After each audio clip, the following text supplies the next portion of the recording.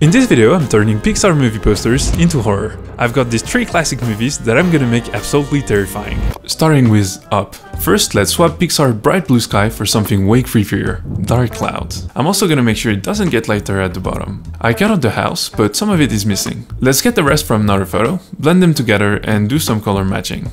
I have some other plan for the old man, so let's cover him up with a brand new door. But if Carl isn't on the doorstep, where is he? First, let's break the window, then we can import Carl and change its position a little. Of course, I can't forget about his tennis ball thing.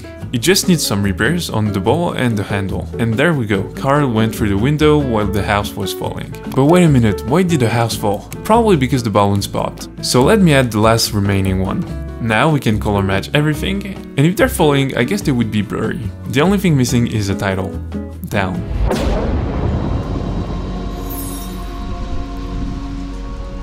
This video is sponsored by Milanote. Milanote is a super easy to use tool for organizing your creative projects. It's an online canvas where you can lay out your ideas visually, create mood boards, shot lists, storyboards, and more. It's a great starting point for any creative process. For this project, I'm using it to structure my ideas for the Cars poster. It's perfect for researching an idea I want to bring to life in Photoshop, because I can gather references like here on my main board.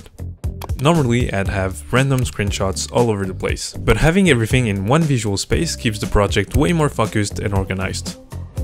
I have the original poster, other poster in the horror genre that I'm trying to emulate, but also references of broken cars, because Lightning McQueen is going to need a makeover, just not the good kind. What makes it really easy is that I just picked a mood board template from the hundreds of options and instantly added note, a color palette, and all the references I needed. I've been able to organize my project in different subboards. This way I can figure out what I want to do with the logo without overcrowding my main board, for example. And the really cool thing is, I can still add to it. If I wanted to reference the font for the Cars logo, I would just have to slide it in and add a nice arrow.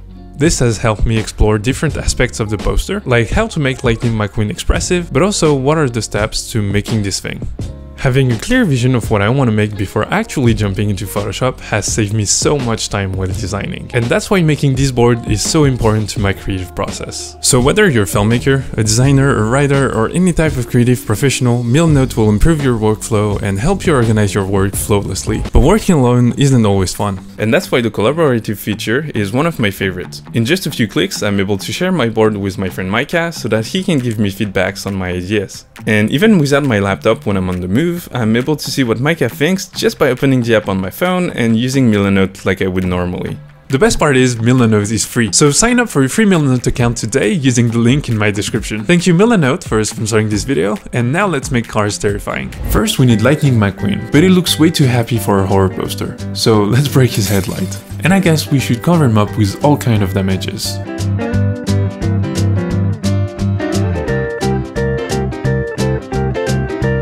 In the same way that Cars 2 was a classic spy movie, this version would be a zombie film of sort. He still looks too calm though, so let's flip that mouse upside down. I'm also making his eyes green and pulling his eyelids all the way down. I guess some dirt texture can't hurt either. Yeah, boy. And he probably needs a little leak near his mouth. The background isn't the scariest, so let me change it up and add a whole lot of shadows. I'm also motivating the light by adding a slight gradient on the top right corner. I guess the only thing missing is the logo, but I can't go with the original one, so let's just rename the movie Crash with the same font and style. We just need to dirty that logo up, and after a nice camera filter, here it is.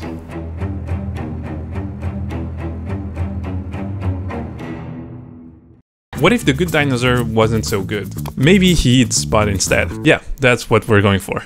We'll start with the dino's head, then grab his body from another photo. But he looks way too friendly, so let's Frankenstein some angry eyes onto him. Next comes Spot. I'll mask him out so he looks like he's being devoured. That's not scary enough though, so let's add a few extra thieves. And now it's your favorite part of the video, suspicious liquid time. It's been a while since I said that. Let's throw in some splatters and dripping textures. Nice job, team. For the setting, a bright Pixar sky won't cut it. So let's switch it out for a dark, moody night sky. And then color match everything. And of course, for the title, we can't keep the good dinosaur. So we'll change it for the bad dinosaur. And there it is. Pixar's friendliest dinosaur turned into a nightmare. If you enjoy watching this, I'm sure you're gonna love that video, where I turned some more kid movie posters into horror.